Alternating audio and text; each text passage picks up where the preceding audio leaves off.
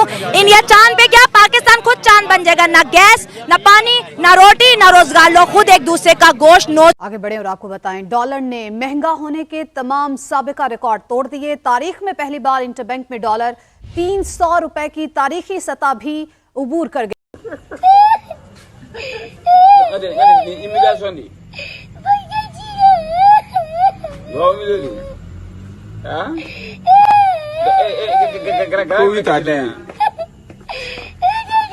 में सब कुछ पॉसिबल है, तो हमने ये भी होता हुआ देखा। क्या बढ़िया था गुरु। इसके लिए कोई वैक्सीन भी काम नहीं आएगी, और अफसोस मुझे इसके मुजरिम हैं जो गुज़श्ता 40 साल हुक्मरान रहे। बेशरम आदमी। Present sir. Present sir. बेशरम आदमी। बेशरम आदमी। तुम वापस आओ। मैं नहीं आऊंगा। बेश जिनको तकलीफ पहुंचेगी। सर ये क्या हो रहा है, खुसूसन जो पिछले 10-12 दिनों में जितनी तेजी से रुपए गिरा, क्या वजूहात उसकी क्या है? ये जो कुछ हो रहा है बुरा हो रहा है, सबसे बड़ी वजूहत IMF है और हमारे गले का फंदा बन गया है। ये बॉलर ने पाकिस्तानी तारीख में पहली बार आज ट्रिपल सेंचुरी कर ली है।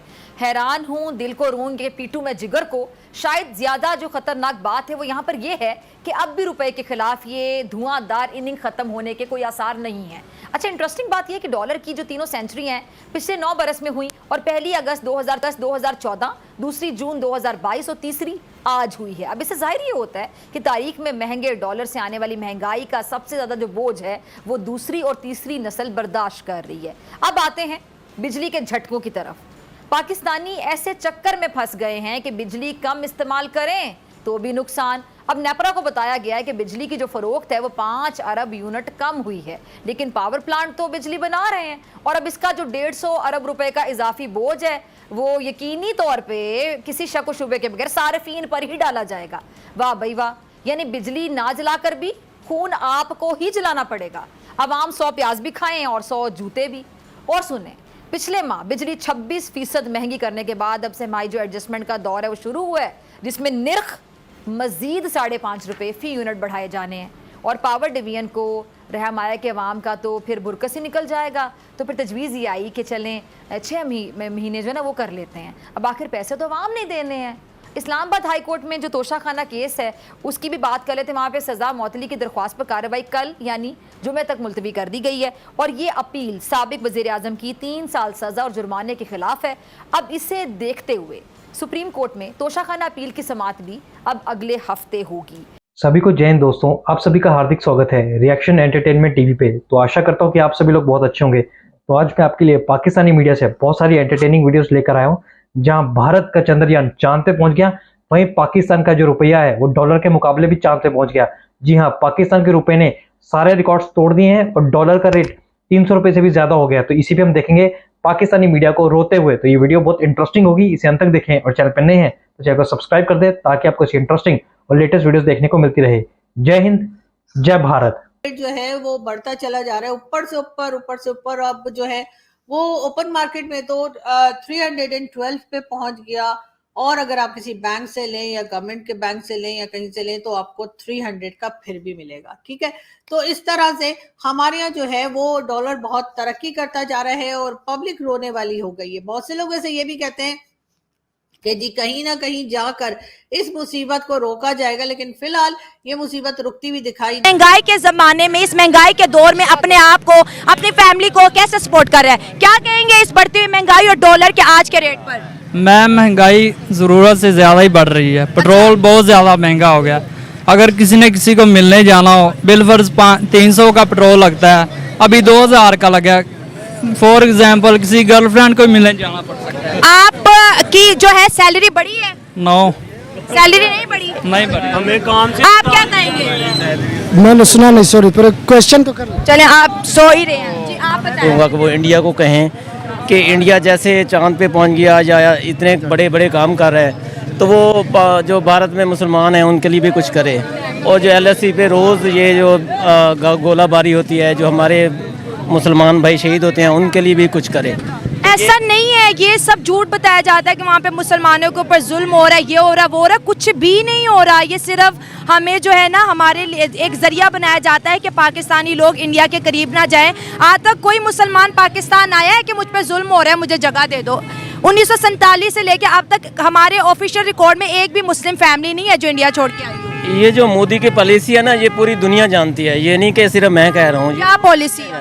कोई जुल्म नहीं होता, मीडिया से रिलेटेड है ये। अंकल पुरानी बातें हैं, जो हमारे जो पुराने पॉलिटिशियन थे इसी बात पे वो वोट लेते थे। लेकिन आज इंडिया इतना आ गया, हिंदू है, मुस्लिम है, सिख है, ईसाई है, तमाम रिलीजन के लोग वहाँ पर जो है अपनी कामयाबी को सेलिब्रेट कर रहे हैं। फवाद चौधरी ये बताएं कि वहाँ पे मसाजिद शहीद नहीं की जाती। आपको पता है पूरी दुनिया में किसने शहीद किए थे? बाबरी मस्जिद आप हमेशा ले आते हैं। बाबरी मस्जिद का जो मसला था कोर्ट में था, कोर्ट ने हिंदुओं को भी बुलाया, मुसलमानों, आप वो देखिए आज भी यूट्यूब पे मौजूद है। उन्होंने कहा सबूत पेश करो, मुसलमान सबूत पेश ना कर सके, हिंदू ने अपना जो है सबूत पेश किया, कोर्ट ने किया। मोदी सरकार ने वो मस्जिद नहीं गिराई कोर्ट के ऑर्डर से, और उसके बदले में उन्होंने 5 एकड़ की मस्जिद बनवा दी। मेरे पाकिस्तान में ये जो कुछ हो रहा है, ये जो अदालतें कर रही हैं, ये जो भी जो हो रहा है, तो ऐसे इंडिया की अदालतें भी ऐसी हैं, वो भी उन हिंदुओं की और जो मोदी की जो सरकार है ना, उसकी बात ही ज़्यादा मानी जाती है।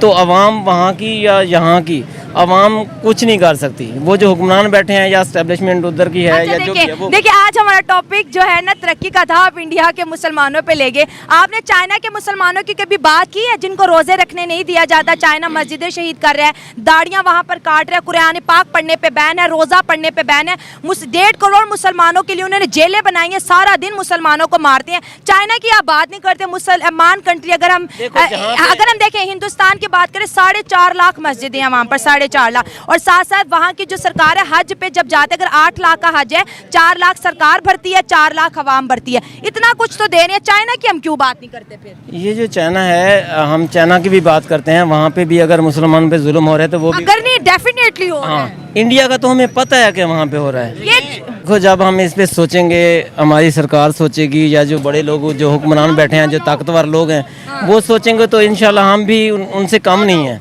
अच्छा, हम भी टैलेंट है, हमारे लोगों में भी टैलेंट इतना है कि हम चांद पे जा सकते हैं, चांद से ऊपर मरीख पे भी जा सकते हैं। 70 सालों में कोशिश क्यों नहीं की? अगर हम जा सकते हैं तो। इंडिया ने 2 कोशिशें की, तीसरी में वो बिल्कुल कामयाब हो गया। बात सुने, जब इंडिया ने एटम बम बनाया था तो फिर हमने भी बना दिया था। अच्छा ठीक है। अब उनने कुछ बनाया तो इंशाल्लाह ज़रूर हम भी कुछ करेंगे, और मुझे उम्मीद है कि इसके बारे में सोचा जा रहा होगा।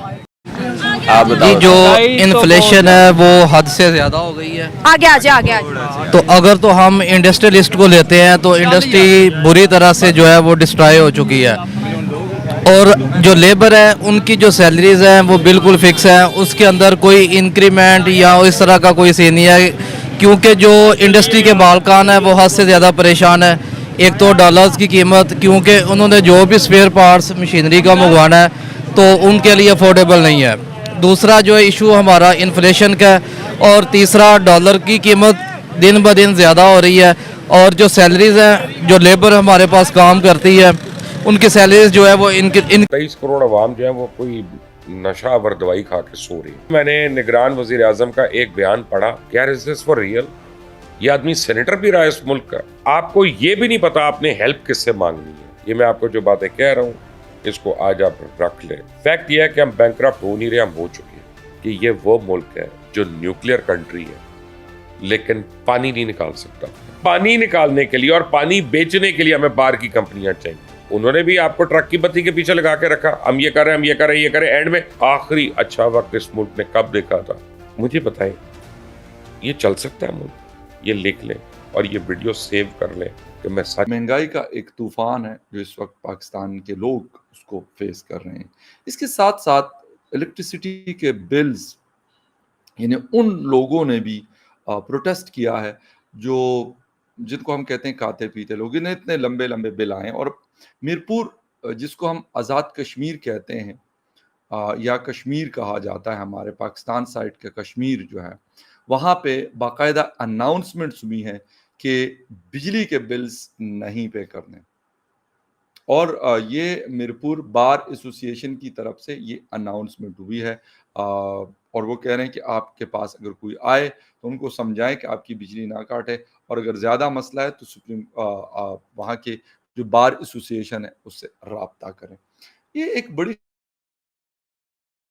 खतरनाक सिचुएशन है और ये सिर्फ मीरपुर में तो अनाउंसमेंट हुआ है, लेकिन कुछ और शहरों में भी ये चीज़ नज़र आई है और हुकूमत ने 6 रुपये यूनिट पर और इजाफे की मंजूरी दी है।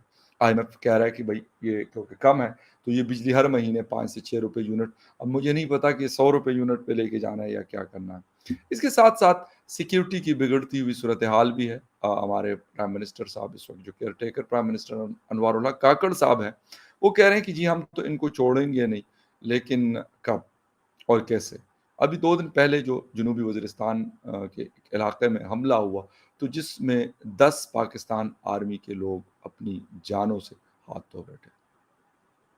क्या हो रहा है क्या नहीं, इस हवाले से बात करेंगे और इसकी तफसील में जाने से पहले आपसे रिक्वेस्ट करेंगे कि जिन जिन लोगों ने मेरे चैनल को सब्सक्राइब नहीं किया प्लीज़ चैनल को सब्सक्राइब करना, बेल और लाइक का बटन दबाना ना भूलें। बात हम कर रहे हैं सबसे पहले तो डॉलर के रेट की जो 300 का जो फिगर है वो इंटर बैंक में क्रॉस कर लिया। इससे पहले 284, 285 या 286 के आसपास ये डॉलर का रेट चल रहा था, लेकिन अब ऐसा लग रहा है कि बहुत ज़्यादा रुपए जो है मज़ीद वीक हुआ है और उसकी वजह यह है कि हमारे पास ख़रीदने के लिए डॉलर नहीं है, इतने ही हैं जो हमें इर्द गिर्द से थोड़े बहुत हमारी पिछली गवर्नमेंट ने इकट्ठे किए थे और अब IMF कह रहा है कि भाई आप ये पहले कंडीशंस पूरी कर लें तो फिर इसके बाद हम देखते हैं कि आपको क्या करना है। तो जो कह रहे थे कि हमने डिफ़ॉल्ट से बचा लिया, मैं तो कहता हूँ डिफ़ॉल्ट एक दफ़ा करवा दें तो शायद ये हालात बेहतर हो जाएंगे।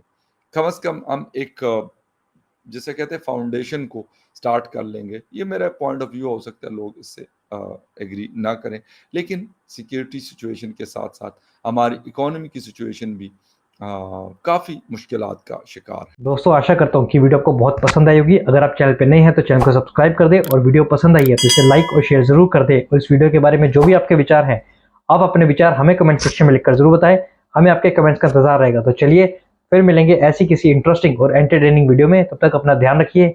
जय हिंद, जय भारत।